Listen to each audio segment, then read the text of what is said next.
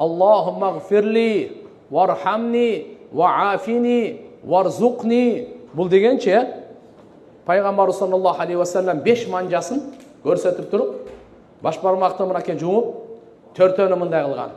Ким мына төртеуін сұраса, Allahumma gfirli, varhamni, vaafini, vahdini. Dünya ахиреттен бардық жақсылықтарын сұрап бүтті деген. Мына ушу дуаны өзімізге қылайлы. Ушу дуаны атауыз үшін қылайлы. Ушу дуаны апауыз үшін қылайлы. Ушу дуаны аялымызға қылайлы. Ушу дуаны күйеуімізге қылайлы. Ушу дуаны балдарымызға, қыздарымызға қылайлы. Ушу дуаны бір туғандарымызға қылайлы. Ушу дуаны сіз кімде олсаңыз ошоға қылайлы. Бардық мұсылмандарға қылайлы. Төртеуін сұрайлы. Пайғамбарымыз айтады, дүниенің жақсылықтарын бүттін сұрап бүттің. Ахиреттің жақсылықтарының бардығын сұрап бүттің. Бардық ушунун ичинде, бирөөсү да сыртында эмес. Бардық жақсылық ушу ичинде, бирөө да сыртта калбайт экен. Төртөөнү сураң, иш бүттү. Кайсы? Биринчи Аллахнын кечирими. Экинчи Аллахнын райымы. Үчүнчүсү Алла Тааланын амандыгы, сак саламатчылыгы. Төртүнчүсү Аллахнын ырыскысы. Төртөөнүн тең кожоюну Алла. Төртөөнүн тең Алла чечет. Аламдын ээси Алладан сурайлы. О, жаратуучу Алла, мен күнөөкөрмүн. Мен катакермин. Менде кылмыш, менде каралык, менде тоңмоюндук, менде кандай дегендер бар, я Алла. Лайык эмесмин. Мен ушундай адаммын. Я Алла, сен кечиримдүүсүн. Сен жалгызсың. Кечиргенди жакшы көрөсүн. Сен, я Роббул аламин, кечиргениң менен таанылгансың. Кечиргенди Алла жакшы көрөт, суралганда Алла Таала жакшы көрөт. Суралганда Алла Таала жакшы көрөт. Ким Алладан суралса, Алланын ачуусу келет. Ошон үчүн дайыма дуа кылышыбыз керек. Алладан сурап, жардам сурашыбыз. Сурабай койгондун мааниси кандай? Мен өзүм чечем, өзүм кылам, өзүм билем. Анда дагы Алланын каалоосу эч нерсе кыла албайбыз тууган. Ошон үчүн Алла Тааладан дайыма сурап турайлы. Пайгамбарыбыз 24 саат сураган. 24 саат Алланы эстейт эле. Кана ядкуруллах фи кулли ахяни. Хадисте келет, пайгамбарыбыз Алла Тааланы дайыма эстеп турат эле. Жүрөгүндө Алла Тааладан сурап турат эле дайыма. Эми мына ушу төртөөгө токтоп коеюн. Алланын кечиримин сурайлы. Бу дүйнөнүн бактылуулугу угуп алыңыз. Бала чакалы болуу да эмес, бай болуу да эмес, депутат болуу да эмес, мансап бийликке жеткенде эмес, көп жашаганда эмес даже. Бу дүйнөнүн бактылуулугу күнөөлөрдүн кечирилгенинде. Бу дүйнөнүн бактылуулугу күнөөлөрдүн кечирилгенинде. Ахиреттин бактылуулугу дозоктон куткарылып, бейишке кирип калганда. Мына дүйнөнүн бактын угуп алыңыз, ахиреттин бактысын угуп алыңыз. Пайгамбарыбыз саллаллаху алейхи ва саллям ошон үчүн Алладан кечирим сурагандын түрүн айткан. Сажда кылганда пайгамбарыбыз айтат, дуа кылгыла, көп дуа кылгыла. Алла Таалага пенде эң жакын болгон учур сажда болот, дуаны Алла Таалам кабыл кылат дейт. Кандай? Аллахумма гфирли дамби куллаху, диққаху ва жилlahu ва аввалаху ва ахираху ва аланиятаху ва сирраху. Bir саждадагы дуа. Я Алла, менин бардык күнөөлөрүмдү кечир. Чоң күнөөлөрүмдү кечир, кичине күнөөлөрүмдү кечир. Ашкери күнөөлөрүмдү кечир, жашыруун күнөөлөрүмдү кечир дейт. Аллахумма гфирли дамби куллаху, диққаху ва жилlahu ва аввалаху ва ахираху. Алгачкыларына, кийинкилерин дагы, ва сирраху ва аланиятаху. Жашырундагы, ашкересин дагы, бардык күнөөлөрүмдү кечир деп. Ошон үчүн Алла Тааладан кечирим сурайлы. Алла, мен көзүм менен канча күнөө кылып алдым.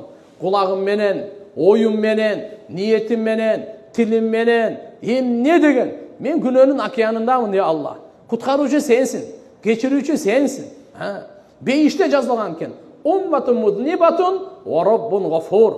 Бул үммөт күнөөкөр, бирок Роб кечиримдүү деген. Карачы.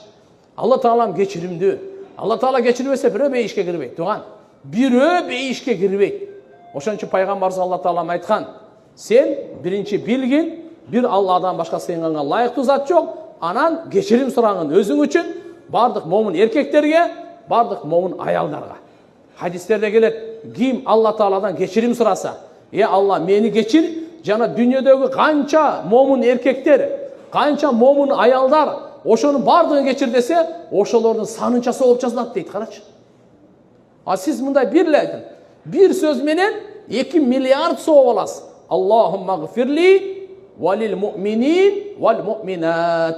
Я Алла, мени кечир, мұсылман момын еркектерді кешір, мұсылман момын аялдарды кешір деп қойсаңыз, әрбіріңіз санынша сізге соғып жазылады. Мына ошон үчүн Алла Тааладан биз нени сурайлы? Биринчи кечирим сурайлы. Айтайлы: "Я Алла, атамдын күнөөлөрүн кечир, апамдын күнөөлөрүн кечир" деп айтайлы.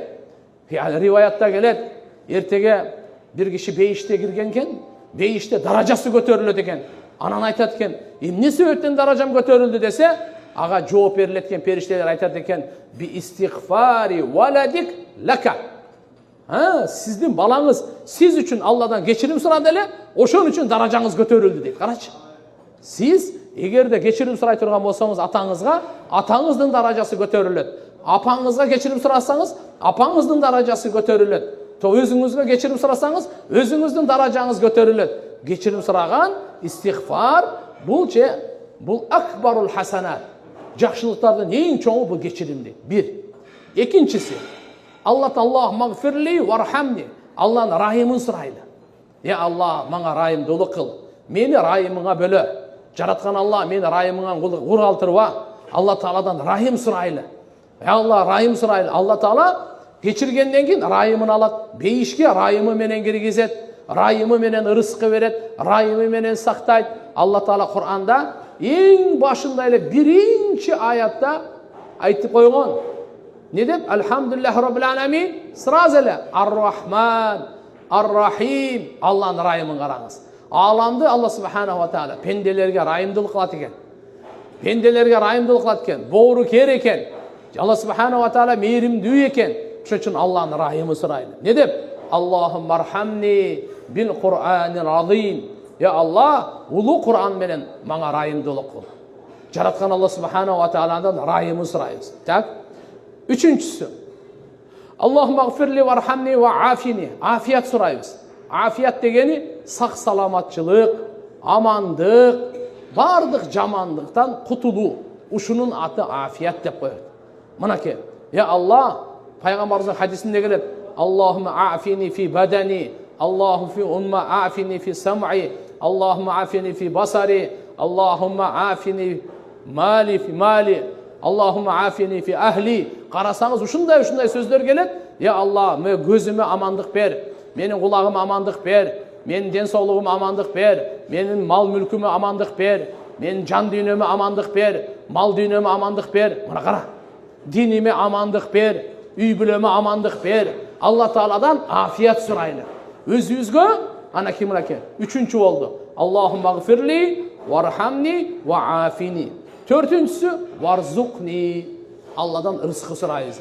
Не сурайбыз? Ырыскы. Туган адал кийим бул ырыскы. Адал уна же уло бул да ырыскы. Адал турак жай дагы ырыскы. Пайдалуу билим дагы ырыскы. Амандык дагы ырыскы. Адал алкымдан өткөн бул дагы ырыскы. Ырыскы бир эле жегенге байланышпайт. Макулбу? Бизге кайсы нерседен пайда алып атсаңыз, ошонун аты ырыскы деп айтылат. Ошонун аты ырыскы деп атылат. Эми Алла Тааладан биз сурай турганыбыз: "Я Алла, ырыскы бер." Кандай? Балдар дагы ырыскыга кирет экен. Алла сизге перзент берсе, бул ырыскыга кирет экен. Ошон үчүн Алла Тааладан перзент сураганыбызда дуа кылайлы. Я Алла, мага имандуу перзент бер, таквалуу перзент бер. Жөн эле перзент сурабайлы. Кур'анда Алла субханаху ва таала үйрөткөн: "Робби хабли мин ладунка зурриятан тойиба." Ана Закария пайгамбардын дуасы бул. Робби хабли мин ладунка зурриятан тойиба. О Роббу, мага тартуула өзүңдүн алдыңдан имандуу зуррияттарды, имандуу урпактарды, имандуу тойиба, жакшы, таза, таква, пакиза балдарды бер. Жакшы, таза, пакиза кыздарды бер деп Алладан сурай турган мынакей ырыскы туугандар бул. Ушу перзент дагы ырыскы, пайдалуу илим, дүйнөдө дагы ахиретте да пайдасы тие турган бул да ырыскы. Демек, мынакей дуада биз 4 нерсени сурап алсак, үйрөнүп алсак, эртеге дуа бирөөгө берип атканда ушу 4-өнү бериңиз. Дүйнөнүн бардык жакшылыктарын сурадыңыз, ахиреттин бардык жакшылыктарын сурап берип койдуңуз, 4-өнү сурасаңыз болду. Я Алла, мени кечир. Я Алла, мени райымдуулугуңа ал. Я Алла, мага амандык, сак саламатчылык бер. Я Алла, мага ырыскы бер. Эми бирөөгө дуа берип атканда ушуну эле айтасыз. Алла Тағалам сіздердің күнәлеріңіздерді кешірсін. Алла Тағалам сізді барыңыздарды райымына бөлесін. Жаратқан Алла Тағала барыңарға амандық беріп, бардық жамандықтардан сақтасын. Дуа бермейсіз бе? Алла Тағаладан сұраңыз. Алла Тағалам сіздерге рызқы берсін. Адал, берекелі, ыззатлы рызқы берсін деп Алладан сұрайын. Жаратқан Алла бұлардың күнәсін кешір. Жаратқан Алла бұларды райымдылығын ал. Жаратқан Алла бұларға амандық, саламатшылығын бер. Жаратқан Алла бұларға рызқыңды бер. Ана. Şu 4 сұрасақ, мына дуа.